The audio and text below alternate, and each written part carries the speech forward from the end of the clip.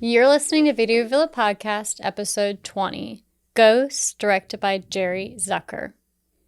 So today we are taking a break from our horror What are you marathon. talking about? Ghost.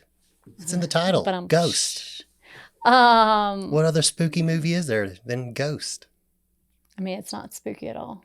There's a couple of scary parts. Yes. The demons? I would say it's more of a love story. No, it is definitely a love story, but the demons, like dragging the people to hell, that's definitely creepy. It doesn't qualify as a horror movie. But yeah, so we took a mild break, but still the name is in the, genre of what we were going for episode 20 to talk to you guys about what I feel like is probably like a lesser known movie or a movie people don't really think about right now. Not now. This movie was a big freaking deal. You have no idea how big Ghost was in the 90s. When I say I don't, because I've never heard of it. Well, yes, this was Becca's first time seeing it. And Ghost is one of those movies. Listen here. Ghost is one of those movies that, like, it was...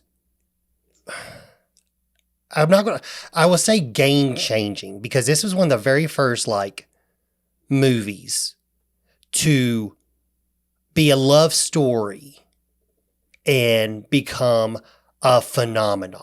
Like a huge success, humongous success. It skyrocketed Demi Moore's career. I mean, to this point, I mean, like, she had small roles in movies, but she wasn't Demi Moore like we know now. I mean, she was still married to, like, Bruce Willis. She was just Bruce Willis's wife, and she was always an attractive lady and stuff like that. But, like, this is different. Like, this made her the most highest paid actress.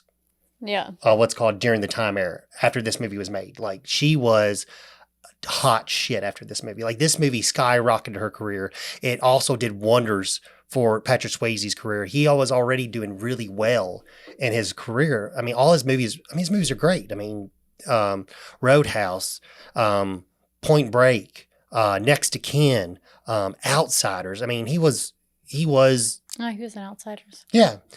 Red Dawn. He's the older brother in Red Dawn. I mean, he was the shit at the time. I mean, and this movie kind of prevented him from. I know so much about him that I thought he was the actor in Dirty Dancing. He is the actor in Dirty Dancing. Oh, I convinced myself he wasn't. No, he is. Yeah, no, he is. The whole time I'm like, because it kind of reminded me of Dirty Dancing a little bit. I don't know, maybe it's the music. Well, yeah. So Dirty Dancing is one of those, like, he was kind of typecast as a hunky macho man, and this movie, like a heartthrob. Yeah, this movie kind of let his, like, I guess, acting, and he kind of like used.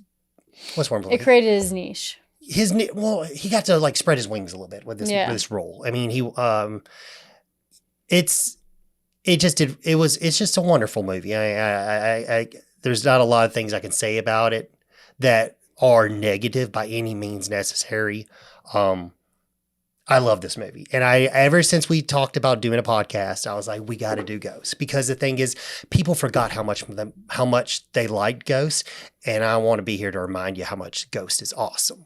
It's such a good movie. And yes, I am a man, and a man saying that, because it is definitely, like you would say, a chick flick, but deep down, this movie has got suspense. It's got comedy. It's got a beautiful love story, wonderful music.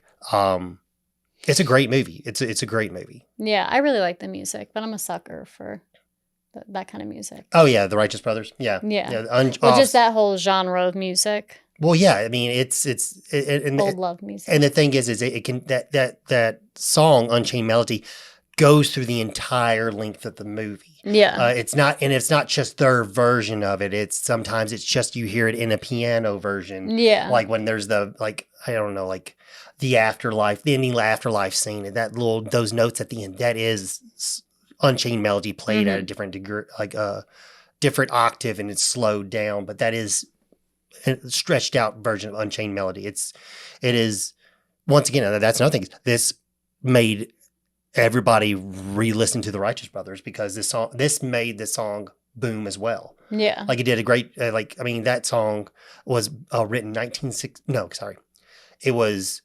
the cover was the cover was remade in 1965 because its original, Righteous Brothers covered it, but that was the most popular version. The original version was written by literally a guy that was an inmate. He was, I don't know if he was on death row or something, too. But what that was the thing is like when it writes to how, like when you read the lyrics and you think, oh, this was written by a guy that was in prison, it makes more sense of how, like when, that part was like a longer, all that kind of stuff. Like it makes sense now when you go back and read the lyrics. I'm very hyped for this movie, if you can't tell. Yeah, obviously. Yeah, so do you want to give us a little bit of background about like the movie and the costs? No. So like all the fun facts. I grew up watching Ghost. Like when I say that is, I grew up watching Dirty Dancing. Yeah, well, we watched, but my mom loved Patrick Swayze. Yeah, loved Patrick Swayze, and this movie we had. There's two movies I remember my mom watching the most growing up. Two movies. There was this movie, Ghost, and When a Man Loves a Woman, with I believe it's Meg Ryan and Jerry Garcia. And I'm telling you, but I don't say we, but when I say we, I mean my mom. I'm telling you, on a Sunday, I swear to God, there's so many Sundays I would. Those two songs, Unchained Melody and When a Man Loves a Woman, because that's also the name of the movie, but it's also in the movie. But those two movies, just we burnt holes in them growing up. That, Titanic, and Ladybugs with Rodney Dangerfield. I don't know for some reason. But this movie was like a big part of my childhood. And Batman 89 and the first Ninja Turtle movie. Those are the things I think the most played VHSs I ever played growing up. But it's crazy. Like, okay, so like I said earlier, this did a big thing for love story movies. This movie was made for $22 million and then it made over $505 million. Think about it this way, okay? Batman v Superman. You can say about the Snyder Cut and all that, Snyderverse, whatever you want to say. That is a big movie with Batman and Superman in it. And it a little bit made over almost 700 or something like that, $1 million. This was a movie in 1990 that was a love story movie, made $505 million. People love love. Yes. Yeah. No, they're going, that's another thing I will say. I love my horror movies and I love my action movies and stuff like that. But I love movies. Yeah. I think they're fantastic. I love sitcoms. Well, sitcoms are great too. But I'm saying like, I actually really do. When it's got a good love story to it. I don't like rom-coms and stuff like that. But I love rom-coms. I mean like real love movies. Like movies no, I like those too. I'm just saying there's other things. All the things you don't like usually hit the spot for me.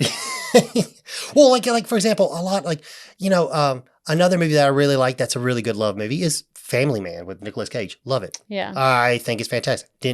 I don't know if it did well. I know it's not rated very well. But I love that movie. And it's, it's just When Harry Met Sally, which if you haven't checked out our review, it is on YouTube and anywhere you get your podcasts. That's another good one. That was one also it looks like this movie did a lot for Whoopi Goldberg as well, which I really like Whoopi Goldberg. Yeah, so this movie, don't get me wrong, she was already coming up. Well, yeah. She started in, I believe it was 1982 or 86. I can't remember the date, but she had her one woman show or so that she wrote that was on Broadway, and she won winning and then did a comedy album and won a Grammy for that. So she was coming up with, like, as far as like, she was already a well-known actress at this point. She was in The Color Purple, where she got her nominee for her Academy Award. She won her Academy Award in this movie as Best Supporting Actress because she's like one of the only females around that has an EGOT, and she was the first Black female to get an EGOT. Yeah, and didn't the writer get an award as well? Yes, for best writing, best a script from screenplay. Oh, nice. Yeah. I don't know why they break it up, but it's like, I don't know. But yeah, so it's basically original screenplay from written. I don't know, whatever it's break down. But yeah, so he won an award for best writing. And I mean, a couple of years later, he does Jacob's Ladder, which is a phenomenal psychedelic, like, I guess you could say suspenseful horror movie. Yeah. That's a fantastic movie too. I mean, like, and this guy wrote Airplane, so it's so crazy. He's got such a long range. I mean, like to think that Airplane, Top Secret, Ghost. Sorry, I'm getting my messed things up. I'm sorry. The director directed Airplane and Top Secret. Sorry, and then he helped write the Kentucky Fried Movie. Jerry Zuckerberg. I love KFC's mashed Zucker. potatoes. Sorry. Yes, their mashed potatoes are very Kentucky Fried Movie. Think of that. But no, yeah, he wrote Deadly Friend. I meant to say, yeah, which we talked about during the Scream review. Which is it's a slept on movie. A lot of people don't like it because it's not the traditional Wes Craven horror. Cue scene from Deadly Friend where the woman gets her head explode. Basketball. Right nice. There. But I would like to think that movie is Deadly Friend. I would like to think that's kind of like the best way to look at it is think of it as like an R-rated Goosebumps movie. That's the best way to look at it. And if you think about it that way, it's like, this is actually a really good movie. Yeah. But yeah, with all this said, there's a lot of people working on this movie that did well. And it was just, I don't know, like you had two people coming together and they just made this wonderful movie called Ghost. And it was also the most rented movie. Yeah. It's the most rented movie in 1991. It was the most rented VHS in 1991. Yeah, it was included in the holiday special. I was wondering that because it has the McDonald's thing on the back. So yes, it was included in the McDonald's holiday special which also included my favorite. Which one? Addams Family. Yeah. So when you used to go to McDonald's, instead of renting a movie, you could buy a movie. Anytime you bought a large sandwich, you could pick up one of four movies. Nice. Charlotte's Web, Wayne's World, Addams Family, and Ghost. And that is actually this one right here. This one is actually a McDonald's special VHS. Yeah, so on the back of it has like the little McDonald's stamp. Yeah, I thought that was at McDonald's. I thought that was so cool when I grabbed it off the shelf. Like, oh shit, it's the McDonald's one. Yeah, that makes it extra special. But yeah, I mean, this movie it's crazy. Like, I mean, originally it's crazy to think that the people that are in the movie might not have also been in the movie. Like, they originally were thinking about getting Bruce Willis to be Sam, Patrick Swayze's character. Yeah, because they didn't really like Patrick Swayze at first or something. Something about it. They just needed some convincing on him. Yeah. And then I need convincing on a lot of people, so it happens. And then they were thinking about doing Bruce Willis, but it just didn't make sense because like Bruce Willis didn't want to be in a movie with his wife at the time, which was Demi Moore, which makes sense. They're complete opposite Adam Sandler. Well, but no, that's different though, because Adam Sandler in his movies is never dating his wife.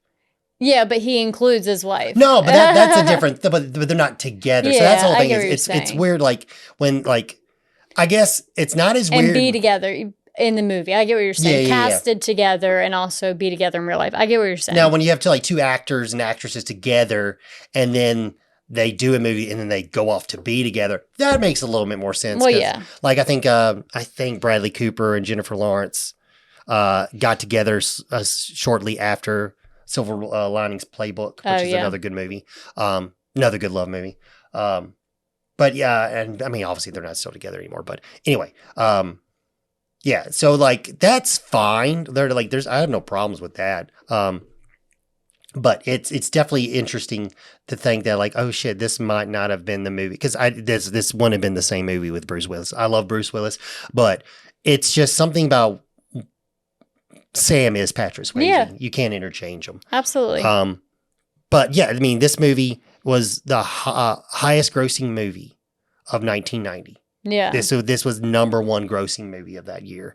I know I brought up Demi Moore. This skyrocketed her to being the most paid actress. So that was 1991. 1992, Sister Act comes out. Or Sister Act, I think Sister Act 2 comes out in 1992. Mm-hmm. And then Whoopi Goldberg is the highest paid actress. I love Whoopi Goldberg. She is phenomenal in this job. Yeah, she's just so funny. Phenomenal. She is so funny, and and the funny thing is, like, I can talk, like, I even like think of my mom, like, when I think about it, because like it was she would say things like she would quote this movie all the time, and like in her like Whoopi Goldberg accent and stuff like that. Just like we're like, Molly girl, you in trouble. Yeah. I don't know, whatever. But anyway, like this movie is just like I don't know. She was like a national treasure at that point. Like, like she was hosting the Oscars. She had that beautiful Oscar award-winning speech when she won. She thanked it to Patrick Swayze because he helped her get the job. They were kind of worried about it, but he is like, this is the woman that you want. This is the woman that you've been looking for. And it's crazy because this is a long movie. It's over 2 hours. I know. And the thing is, a lot's going on in this movie. There is a lot of story. I feel like it's very straightforward. Well, the thing is though, a lot happened over. The thing is, it's over 2 hours, and like not enough things happen to fulfill 2 hours. But there's a lot of things happening though. I don't know. Like I feel like it's like it's a long movie that doesn't feel long. It feels long. Oh, you thought it felt long? Yeah, I didn't really like that part. Oh yeah, I mean, the story's sweet and the actors are sweet and everything, but like, took too long. The only thing about I agree that it is long. I agree to that. Okay, the thing is though, I don't think you could trim it, and it wouldn't be as good. That's the only thing. Is like like when you think about movies that are long, you think they're bloated and there's stuff that's unnecessary. I feel like we kind of needed everything that we had. I don't know. That's just what I was thinking. When I think of a long bloated movie, I was kind of like thinking like, well, could I live without that? And be like, no, I can't. I want that. I mean, the crazy guy on the train really didn't serve much of a purpose. But he taught him one thing. That was it. Yeah, and then he saw the demon people the first time through him. No. He taught him how to control himself, and that's the thing is like he wouldn't be able to do a lot of things he did in the movie if he didn't. He could have found out just by happenstance. I was just saying, there's a whole character that really just served no purpose besides being the crazy person on the train. I don't know. I like that character. I thought he was cool. Becca thinks otherwise. But yeah, so like. I found out during my research they actually made a Japanese version of this movie where they swapped the gender roles and it was a woman who passed away.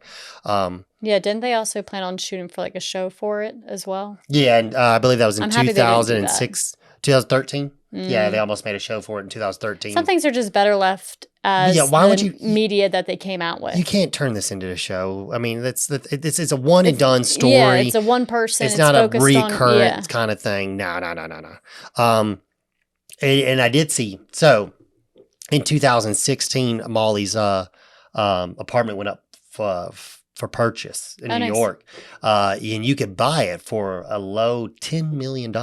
I always have wanted to live in New York. I get it. It seems cool until you get there and you're like, where's the Walmart's at? Until I get there and I'm like, I'm not leaving. I don't know. I feel like it's a little difficult. Like there's a lot of necessities that you typically would like to have. And if you lived in New York, those necessities that you take for granted, you wouldn't have them. And I only say that with the means of like growing up in the South and like living 30 minutes away from the closest Walmart, hour away from the closest Target and stuff like that. So there's certain things I would want to do or things I would need and they wouldn't be easy accessible. Yeah. I don't know. But yeah, so we'll jump into the summary on the back of the McDonald's movie and then we'll talk about it. So the two reviews at the top are a near perfect movie, a 10. You'll fall in love with Ghost. Think of the most touching love story you've ever seen. Think, too, of the brightest comedy, the most astonishing supernatural tale, and sleek mystery thriller. Did you come up with 4 separate films? Or are you amongst the millions of fans and critics who discovered Ghost? Ghost will surprise you, delight you, make you believe. Patrick Swayze plays a ghost who teams with a psychic, Whoopi Goldberg, to uncover the truth behind his murder. and to rescue his sweetheart, Demi Moore, from a similar fate. The word of mouth is that Ghost is a must-see romance, says Entertainment Weekly. Ditto to that. Ditto. Yeah. Weird plug. That's funny. Yeah. Well, like, what was it the last episode? You said something, I said ditto, and I was like, oh, that's a reference to Ghost. And then later, we reviewed Ghost. Yeah. I thought it was funny. But yeah, so the movie kicks off with the opening scene, and they are in an attic, and they are working on Molly's New York apartment. Yeah, they're doing some DIY demolishing, kind of revamping it. It's weird because you see all the. It is a little eerie. I mean, I'm not gonna like that opening scene is kind of like I remember it so vividly. But like, yeah, what it's unfinished. It's rough. It's like, what's this have to do with Ghost? And then you're just like, oh, okay. Yeah, and they're trying to move an art piece inside into the building. That's a little bit later. That's not at this point. Yeah, no. Yeah, this is just them where it's like, it's just Sam, Molly, and Carl just demoing the place and stuff like that, which is very. It definitely feels somewhat bad for Carl because he's 100% the third wheel here. Yeah, but you also see that they're all three friends and connected. And you also get, following that, you get to see what Sam and Carl do for a living, which is... I'm guessing they're investment bankers. Yeah, they work for a bank investing, very common in New York, you know, the financial district and things like that. And Sam and Carl are actually pretty close. You would consider, you know, good friends. Definitely very wealthy. Yeah. I mean, you see Molly's apartment, even regardless of the fact that she, first off, even if she bought that, it was hella expensive. Well, it's also New York. And then also doing all the renovations and shit like that, it's going to be hella expensive. Yeah. So you kind of keep getting peeks back into like Molly's apartment and into their life and things like that. And you see that the construction's over. And you also like... You get a glimpse of their life together. Yeah. Like how they and how they care for each other. Yeah, how they talk to each other, how they spend their time, and kind of like you get to see like the romance between the relationship a little bit. Yeah, you don't only get to see it, but you also get to hear them kind of like talk about it, think about it, and you get to feel it. And it's kind of evident that, well, it's definitely evident that they both really love each other, but it's very evident that Sam is almost like life is too good for me. Like, it's too good to be real type feeling. Yeah, he feels like... How I feel about you. I'm really evil behind the scenes. Sorry. But, you know... Like, good joke. But yeah, no, it's basically like he's got that sense where they're laying in bed together and they're talking, and he's just sitting there saying like, you know, like, I'm just waiting for it to bust. You know, things are way too good right now. Yeah. And every time this happens in my life, something happens. And I'm just waiting for it. And she, you know, and Molly's just reassuring him that, like, you know, you just need to relax. You relax. Yeah. Nothing's going anywhere. I'm here. Everything's fine.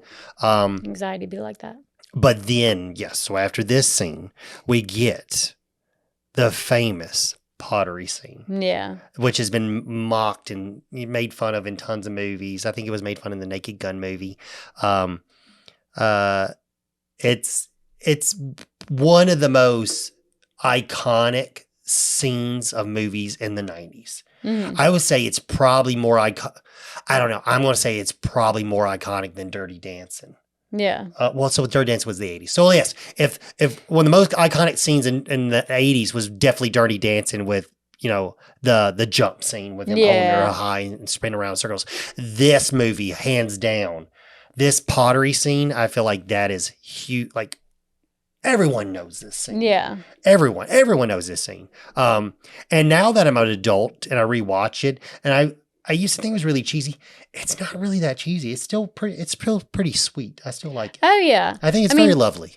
I've always wanted to try pottery wheel. Yeah, no, a clay wheel. And I would think that, like, make some bases. Sometimes when I put these movies on for Becca when she hasn't seen them before, I'm just like, well, how is she going to take it? Or like, I remember this being good, and it's like, okay, well, I'll like talk up a movie and stuff like that, and then I'm like, that's dangerous to do with me. Yes, because I'll crush it. She 100. If I don't like something, she's like, yeah, I don't want it good. I care for it. I'm like, what are you talking about? Yeah. It's even worse when I really, really don't care for it. I'm like, can we just put something else on? Yeah, I'm like, I'm done. we haven't even got, we're not even halfway into the movie. I don't want to watch Nope. anymore. I'm at a point in my life where if I don't enjoy something, why am I going to do it? I don't know. Sometimes you gotta live a life on the edge. That's not on the edge. That's boring. If it's something that bores me, that's far from the edge. The edge is speaking up and telling people, no, I don't want to do that. I'm not going to do that. But anyway, okay, back to the movie. So yes, the famous Pottery scene, very lovely. I like it. I think it's beautiful. We move back on to Sam's work, and he's doing some like late night working on some not files, I guess, accounts or something like that. Yeah, banking accounts. And he's noticing financials. And he's noticing that some of these accounts have way too much money in them. Yeah. Way too much money in them. And he's crunching the numbers, and then Carl comes in and checks in on him. He's like, well, don't look at it too much. It's not that end of the world, and stuff. And then we get a little word where it's like, okay, well, what are you doing tonight? What are you, Molly, doing? And he's like, oh, she wants to go to see Macbeth, and we're going to go to the theater. Mm-hmm. So he's like, all right, well, let me know how it is. And it's funny because this feels like a Batman scenario. They went to the theater and then he leaves. Oh yeah, it's like a dark night, dark foggy night, and they're heading out of the theater, and it's definitely, it reminds me of when Batman's parents get killed. Or Bruce Wayne's parents. So we're going to move forward. Sam gets murdered during a mugging, and shocker if you've seen the movie. Shocker. Spoiler alert. But he gets. That is how he became a ghost. That's true. You should have put it together. That is true.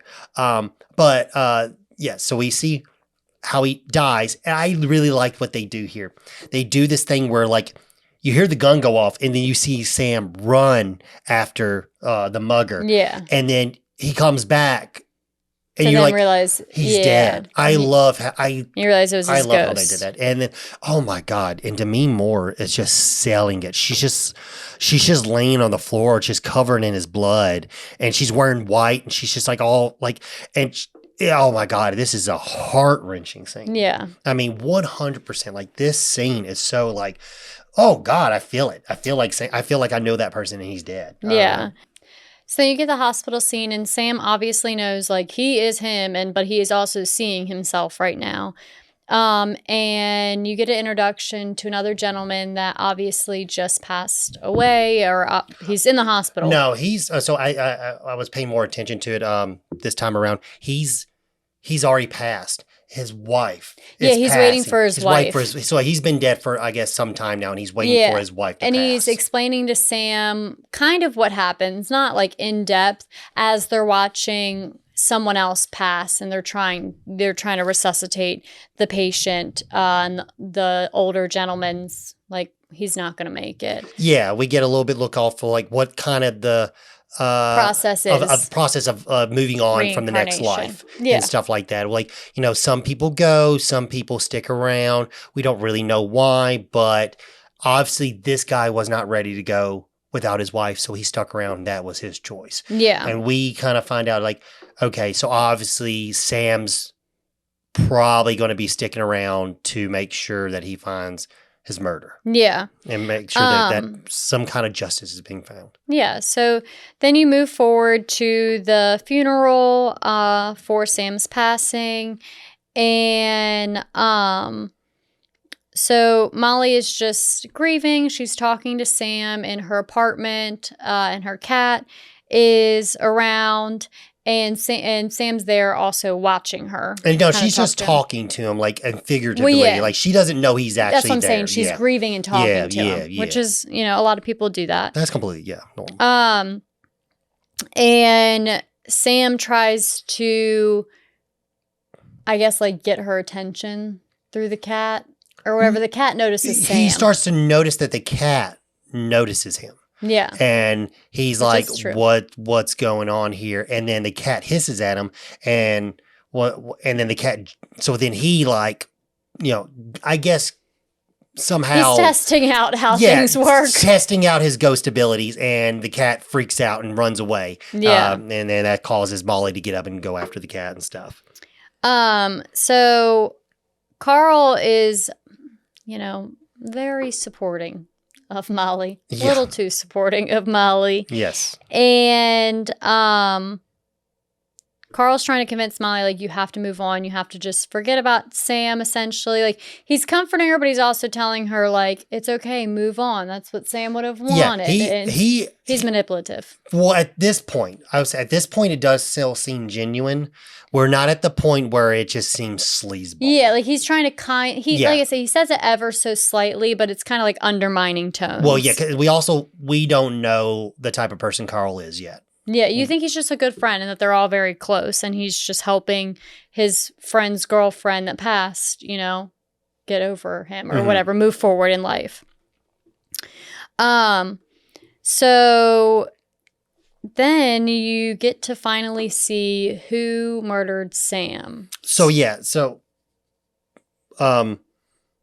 Sam, after Carl leaves, sees his murderer enter Molly's apartment. Yes. This is Yeah, and it's very confusing. Like, okay, well, why the fuck is this guy that killed me here in this apartment? It's like, you know, he doesn't understand what's going on, but yet it's the fear of, like, he wants to be able to do something, but he can't do anything. Like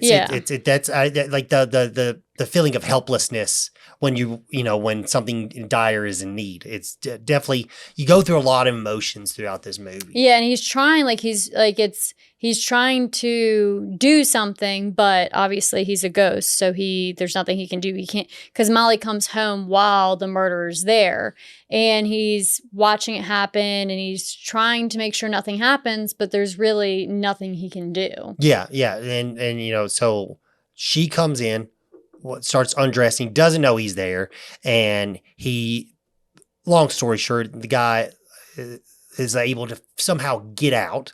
So now, the cat scratches him. The cat scratches him in the face, and then he's able to get out. And when he gets out, then this is when we find out that Sam learns the phasing ability that the old man somewhat told him about earlier, but he hasn't tried to use it yet. Yeah. To this point, like, if someone opens the door, that's when he walks through it. He doesn't try to phase through things. And then this is when he walks through the door, and now he's going to follow this guy back to his apartment. Yeah, to figure out who exactly he is. So he follows his murderer and finds out that his name is Willie Lopez, based off the mailbox outside of the apartment. And now Sam needs to figure out how to communicate this information to Molly so he can let Molly know that they are after her as well, potentially, and who is after her and who did it. Yeah, and it's so funny. So, like, he's leaving the apartment, and he's just so happens to see, like, a psychic reader. A psychic reading business outside. Yeah. It says, I wrote it down. It doesn't say psychic. It says spiritual advisor. So in the spiritual advisor, or I don't know, the voodoo lady, whatever you want to call her. What is it? Tarot card? Not tarot card. What is it? Psychic. Ghost Whispers. Yeah, psychic. Whatever. Ghost Whispers. So that is Whoopi Goldberg. And Sam is planning to utilize her to let Molly know what all is happening and to hopefully try to stop Molly from getting hurt. Yeah, he's kind of like, he doesn't really know if he's sure that, he just sees it and he just walks off the street. He doesn't really know sure that, is she legit or whatever. Yeah, so what I was going to say was, so to confirm that, he creeps in on a session, essentially, yes. A reading or whatever. And it's so evident that it's just like a crock of shit. Yeah, it's rig. Just so comical. Yeah, it's a rig. Very acted out and all that kind of stuff. But the thing is, Onome, though, can still hear. It's not fully rigged because she can still hear and speak to Sam. That is true, yes. So this is the point where all her life, we find out a little bit later, but her family has had the gift, and she's never had it or have witnessed it happening to her. So this is the first time she's actually heard real spirits. She can't see Sam, but she can hear him. And then once he starts talking, she starts freaking out, and then he realizes, oh shit, she can hear me. And this is when the movie really starts to escalate and gets really good, because once Whoopi Goldberg's introduced, then it becomes a really fun movie. Yeah, then you start to get that comedy introduction to it. You get the love, and then you get the comedy. And she performs so well. Like, I mean, her comedy, her timing is perfect. She's just a genuine comedian, and it really soars here. And she's a good actress too, as well. But yeah, so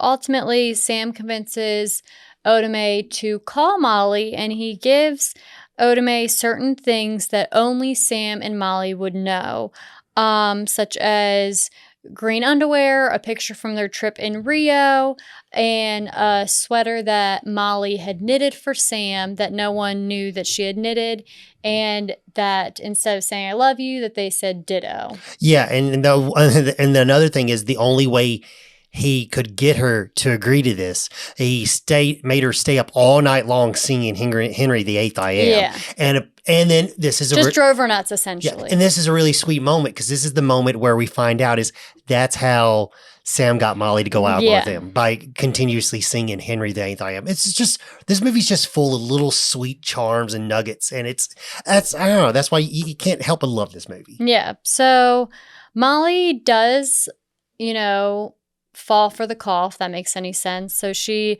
doesn't think Otome is like full of shit or anything like that. And she is first hesitant, but she eventually kind of like believes her. And after the information, small details, she wins her over. Yeah, she wins her over. She's very persuasive. She knows things that not everyone's going to know. She knows things that only Molly would know. And how else would she find this information out? Yeah. Other than by Sam himself. Exactly. So she, she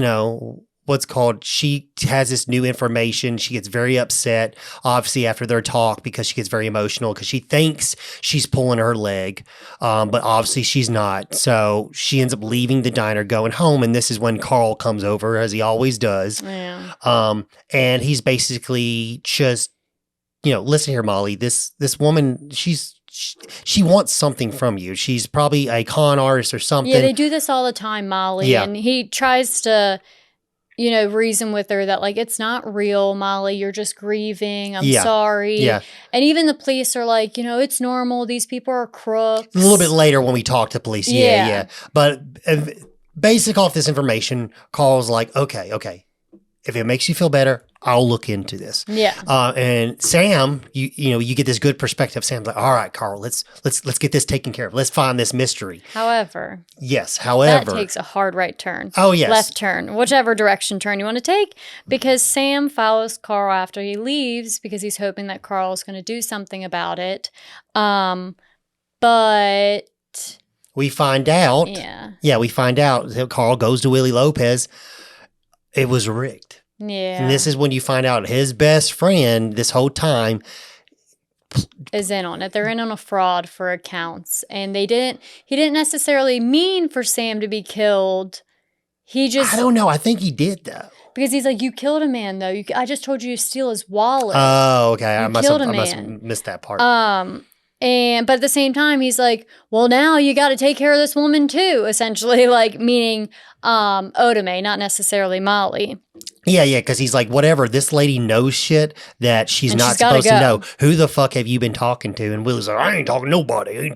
What you talking about? Yeah, and pretty much Willie's trying to tell Carl to, like, chill out, just tell, like, pretty much the person that they're laundering money, like, oh, I only launder money on Fridays or whatever, and just is not taking it serious, and it's pretty much like, fuck you, I don't give a shit that I killed somebody, like. Yeah, and apparently these people that he's messing around this money with are like drug dealers, and that usually is what laundering money is for. Yeah, but this is a little bit. It's just so weird how laundering money's laundering money. I'm just saying, it's so weird how he got caught up into this. We don't really get that kind of part of the backstory. Yeah. But it's not necessary. Yeah, it's just, I don't know, it's just kind of very weird of a storyline to take. But anywho, we find out, the big bad, thing in the, what am I trying to say here? pretty much the big thing, the big wowzer moment is the fact that Carl was in on his best friend's murder. Or at least put his best friend and his other best friend, Molly, in danger in general. So Carl knew what was going to happen that night when Sam said that they were going to the theater. Yeah. And then, sidebar, while this is happening, Molly actually takes the advice that she's been given and saying, just go to the police. Just have them search this Willie Lopez out. Just have them look into it. And this is when we find another, left turn or whatever, a little pivot point in the story where Oda Mae has not been the most honest either. True. She has a rep too. Yeah, of faking IDs and some other kind of charges. She served a year here and there in the 70s. And you or something like that. you get a little foreshadowing potentially when Sam tells Molly the address to Oda Mae and Molly the address to Willie's place. Yeah, because that's when Oda Mae gets freaking out. She's like, "That's my neighborhood. I live there. I gotta go." Yeah, she's scared. She's concerned because I think she starts to put two and two together that somebody might be after her specifically as well, potentially. Mm-hmm. Yeah. But while Molly's at the cops, we got Carl. Yeah. Carl sneaks back into the apartment because he gets the key from Willie. Basically, because he's like, Willie, you're not doing the job. Just give me the key. I'll do it myself. Because he's trying to get those codes so he has access to the accounts because they were in Sam's name. Yes. So he ends up going in there. He gets, his little booklet, gets the piece of paper off and stuff like that. And then, but he gets the information, everything that he needs. And he ends up leaving the apartment before Molly can get back. Yeah. So, and then eventually so he gets the code. So that's pretty much what he needed. So that means that Molly's kind of removed from the danger equation, kind of, sort of. But Oda Mae, not so much. So as everything's also going on, Carl has slowly and steadily tried to get closer and closer with Molly, not just to make her feel better, but now he goes almost full sleazeball, full sleazeball, and tries to have sex with Molly. Yeah, he comes back. There. He comes back that night. And he's frantically trying to talk to Molly because he's had a rough day, he says. Yeah. He's basically, he's trying to take advantage of her in her little time. He knows what buttons to push. He knows what are her sentimental buttons. He knows that she is very down at this moment. They both have a strong connection between one individual that also brings them together, and he's basically taking advantage of that. Yeah.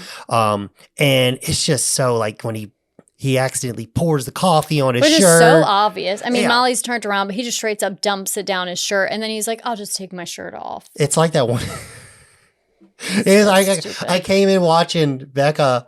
I came in on Becca watching Hannah Montana, and it's like when there's a scene, I did think it was funny, where she puts her head in the cake. No, it's where wherever her dad or whatever got her some type of clothes she never wanted to wear because they were so ugly. She just miraculously spilled spaghetti all over them or something like that. Very obviously. I thought that. You can walk in and watch me sing anything. I might be watching a love story. You've come in. I've been watching Alice in Wonderland, like the original. Yeah, Wizard of Waverly Place. Yeah, Hannah Montana, Rugrats. I don't know. But I did when I saw that, it made me think of Ghost. I was like, but sometimes I find some good stuff in my random watching and endeavors, like Only Murders in the Building. That ended up being a big hit for us. Oh, and that was something I just was watching while you were gone one day, and you came home. I'm like, oh, we gotta watch it. Started. Yeah, over. And then what was it? Did I start it or did you start Reservation Dogs? I did, and then I paused it and was God. Like, wait a second, y'all, we gotta if y'all wait. have not seen that show, sidebar, if y'all have not seen that show, I know it's been very popular or whatever, so people have probably seen it. But if after you listen to this episode, go check out Reservation Dogs. It's phenomenal. FX is where it's at. They don't miss. But yeah, so my random watching endeavors sometimes get some real good ones if I'm not stuck in the oldies. I will give you that. Sometimes you come across something, I'm like, I can't believe Becca showed me this. This is good. And we kicked off with some Samurai Jack a couple weeks ago. Oh, that was a good. Yeah, I know. Yeah, but I'm saying like that was a random one we picked. Yeah, no. I forgot how awesome that show was. It's fucking fantastic. It's beautiful. Anyway, back to Ghost. But yeah, so Carl tries to take the moves, makes the moves on and Molly pretty much just says like, I can't do this. Not well, right she now. starts. She starts, and is it the cat? I don't know. Something interrupts it, but then she also is just like, I can't. You can see it in her face. She's just like, I just can't do this. Oh no, he hits the picture frame. Yeah. Yes, he finally has a ability to where he can hit something and touch something and move it, and he hits the picture frame. And this, obviously things don't pursue, and Carl ends up leaving. She's like, I'm not ready for this. Okay, well, and he goes to leave. He goes, well, let's just have dinner tomorrow. And she's like, okay, that's fine. So which Molly girl, what you doing? This is when Sam's like, okay, I know someone who can do this. All right, that freaking subway guy. The crazy subway guy. And so now he goes on a search for the subway guy. And where's the subway guy? He stays in the same damn train. Yeah. But the subway. And he wants you to get out of his train if you're in his train. Because it seems like he's basically was all those. He was killed by the train. They said someone pushed him. They said someone pushed him. Well, then he got very insulted at the idea that he may have jumped. But I think it's because I think he was homeless. That's what I got, that he was homeless and maybe someone pushed him and it killed him. And then because he was just a homeless person in the subway or whatever. Yeah. I don't know. That's what I took of it. I could be wrong, but I'm going to go with that. So ultimately, Sam, after fighting with Subway Ghost, convinces him I need to help my girlfriend or whatever. Please just teach me how to do this. Teach me how to touch things. I love this scene, even though it's a short part of the movie. And I know you say you can leave. I mean, he can come in, but you don't need all the before stuff. He can just, I don't know, be there. But I do like this scene. So basically, we get a little like training montage, if you will, of him trying to learn how to use his kinetic abilities or whatever, and he's able to do it, and he learns. And then you see, obviously, that the subway guy's just freaking crazy because he ends up breaking a cigarette vending machine when they used to have those. And he just, now he's just thinking about the last time he had a cigarette and what he would do for a cigarette. And then he completely forgets who Patrick Swayze is. Yeah. He completely forgets who Sam is. And obviously, you're like, oh, he might have been a crazy person. Yeah. But anyway. Moving forward, now he knows how to touch things. Now he can use some abilities to try to let Molly know that he is there. Yeah. So, Sam ultimately goes back to Otome because he still needs Otome to at least like verbally communicate with Molly. And she has been busy. Yeah. I love this. This is great. It's like all of a sudden people found out that she could do this and they won't leave her alone. Yeah. I mean, the waiting room is just full of people. It's great. It's great. So finally, he ultimately gets Otome's attention after, another ghost takes over Otome's body. It's a very chaotic scene that you just have to kind of see for yourself. And Otome and Sam ultimately go to the bank Sam and Carl worked at. So where the accounts are, because they're going to try to essentially stop Carl in his footsteps. Yeah. So Sam knows what Carl is up to because he's been following him. And he's like, okay, I know exactly what you're doing. And I know exactly how to put a stop to this. So he goes in, he takes on Otome and he takes her down to the bank. He knows exactly what to tell her to be able to sneak in and get in an account information for an individual who she apparently is not. And she uses her abilities of how to make fake IDs to make sure that she has some kind of good quality ID so they can prove her identification. So eventually, pretty much they're committing fraud to stop fraud. Yes. It's basically there's a crime of justice. They're stealing dirty money and then to prevent some other people from having said dirty money. And to prevent Molly from getting hurt. And Otome. Well, I don't think that's going to prevent her from getting hurt. It's just that he's just trying to stop Carl. Yeah. And anywho, it's funny because we end up meeting a individual at the bank, and then he goes up to the fourth floor or something like that. We meet another individual that Sam is very very familiar with, and it's just cool because it's just like a cool like little sting operation, and and that's the thing is like yes, this is a love story, but this is like some freaking Ocean's 11 shit. It's awesome. It's cool. This scene is very cool. And just how like they just, they're just so sly and how they sneak in. And then how Whoopi Goldberg is like every other sentence, she almost gives it away. How she's like talking to herself and just not even acknowledging the fact that she's talking to someone. They're like, the tank tellers are just like, you good, honey? And it's just like, and then like she's like, oh, my bad, I wrote the wrong name. And it's like, don't you ever do that? It's like, no. Yeah, never.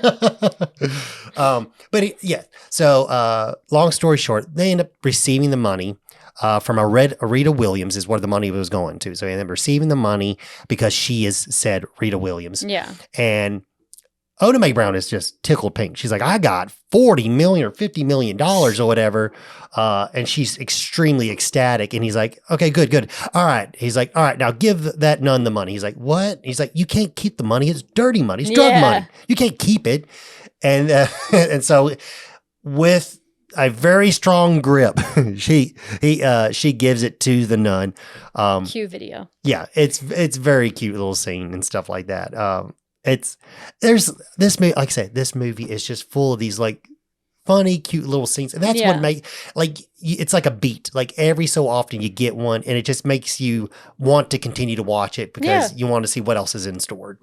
But yeah, so after this happens, Carl goes back to Molly's because they had plans to get dinner, and this is when Carl kind of starts to believe that like Sam is around. Well, yeah, he's freaking out. He's freaking like out. Losing his mind.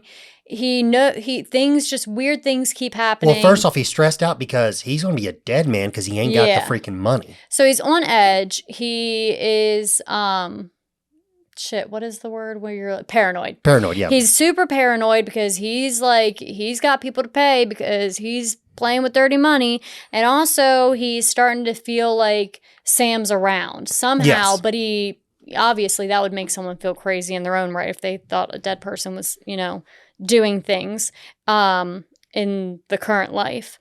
So he's thinking all this shit that he's been hearing might possibly be true. Yeah. Because he's like, okay, well, all these things are happening. He's like, okay, well, shit.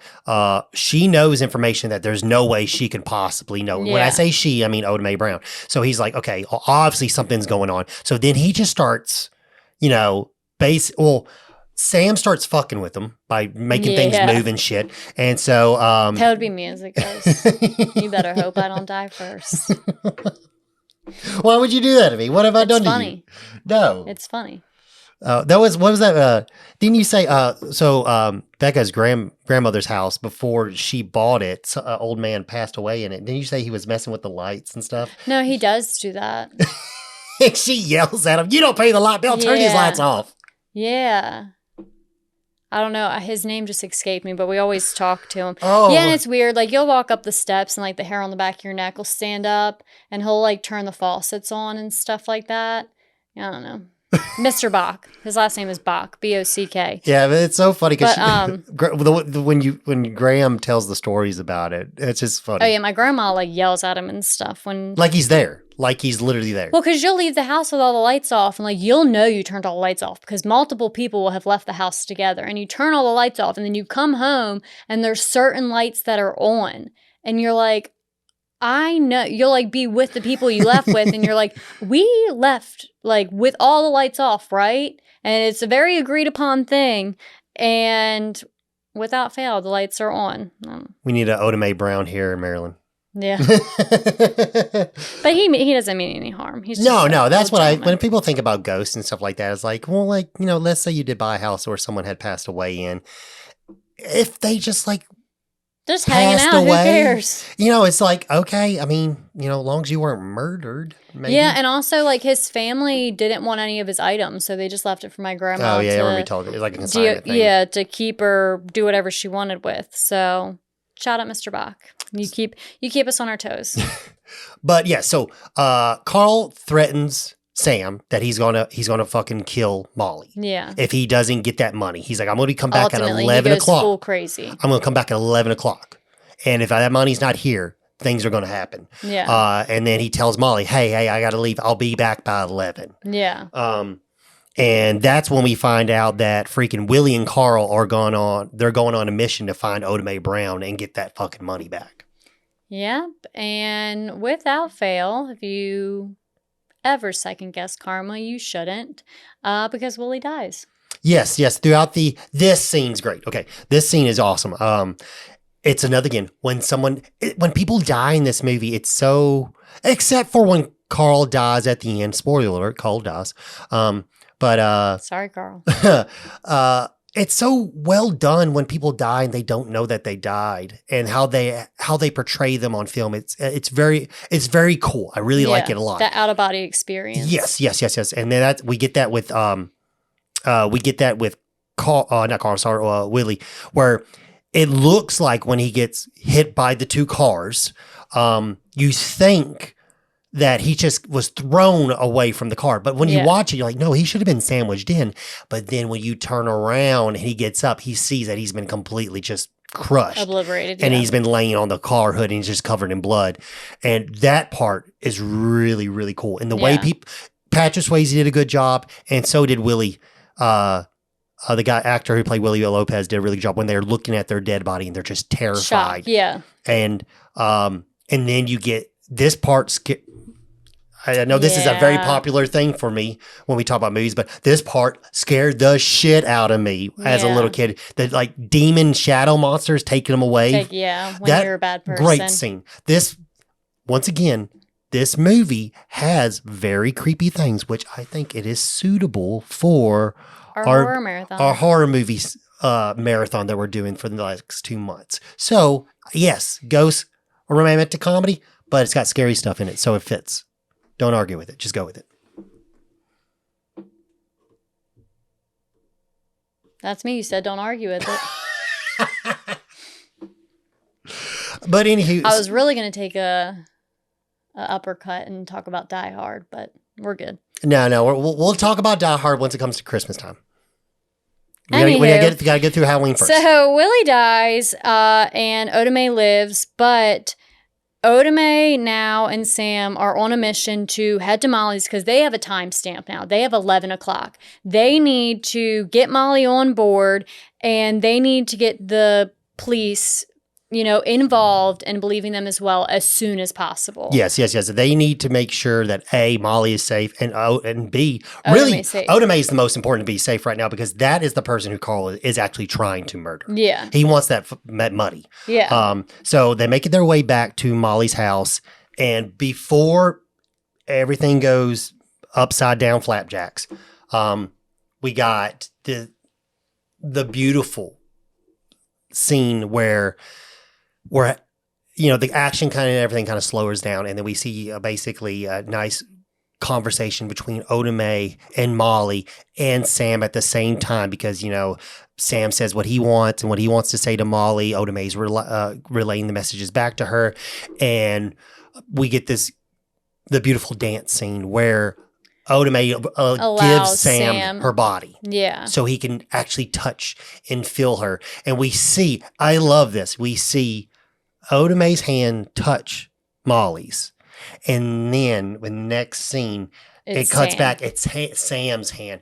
I love that. I'm sorry. It was very heartfelt. It is heartfelt. I mean, this movie is, I will say I did shed a couple of tears because it is a very beautiful movie. It is. It really is. I love you. It is. It is a very sweet movie. I do like this movie a lot, and it's very lovely. I won't cry over a movie, but you look at me the wrong way, and it's 50-50 whether I rip you a new one or I cry about it.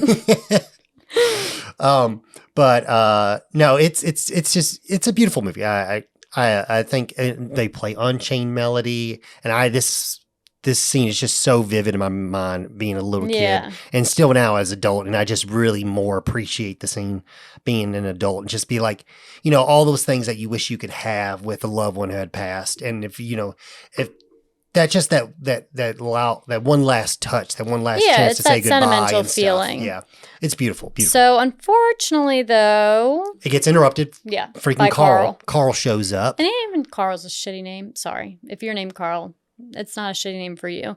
But I always feel like it's always like the bad person or like the really different person that's named Carl. Yeah.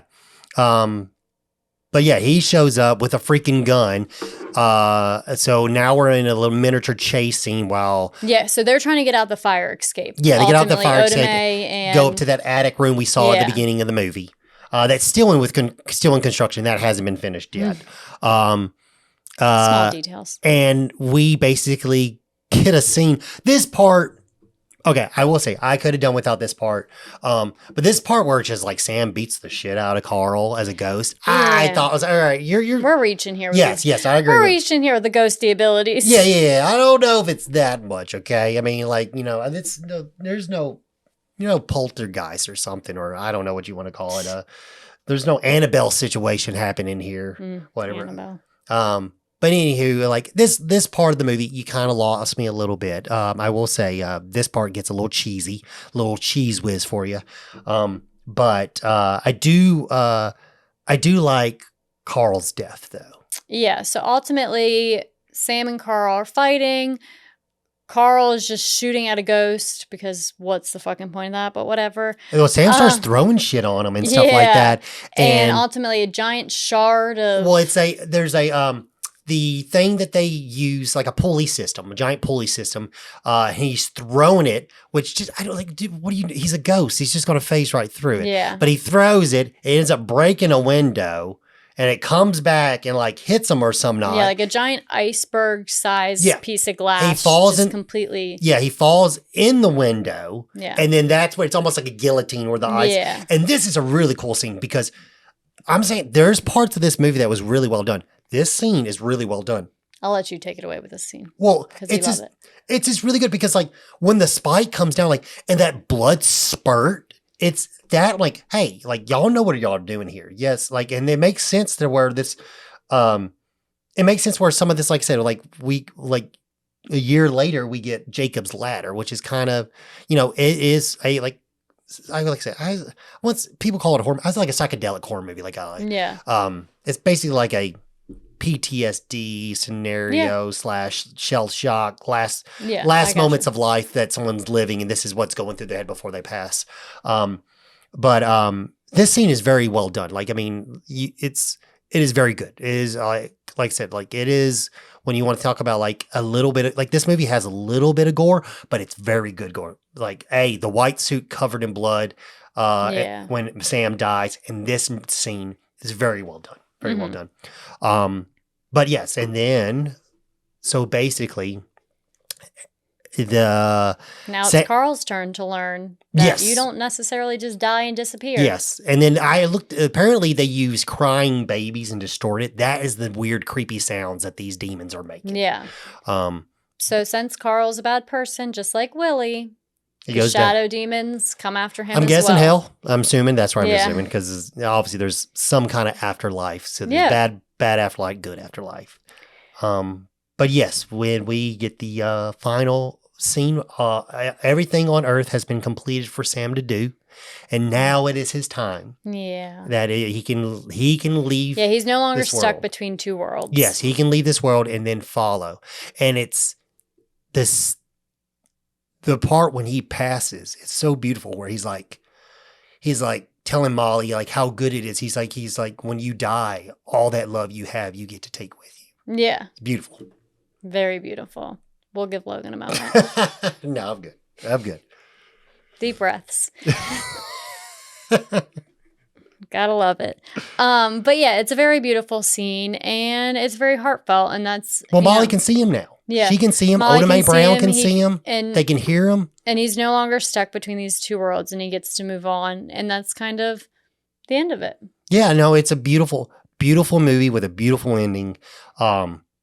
It's, I don't know, this movie is awesome. It makes sense. It makes sense why it made so much money. Although it does not fit in our horror marathon, in my opinion. It's called Ghost. It's called Ghost, people. I am happy that we did it because it was a very good, heartfelt movie. I did like it. I would definitely rewatch it. Yes. This is definitely a rewatchable movie. On the like it, love it, hate it, it's a like it. Oh yeah. Well, no, you love it. Yeah, no, it's a great movie. But yeah, no, it's I'm very happy I got to. I've been talking about. Literally, I've been telling you about Ghost for like since.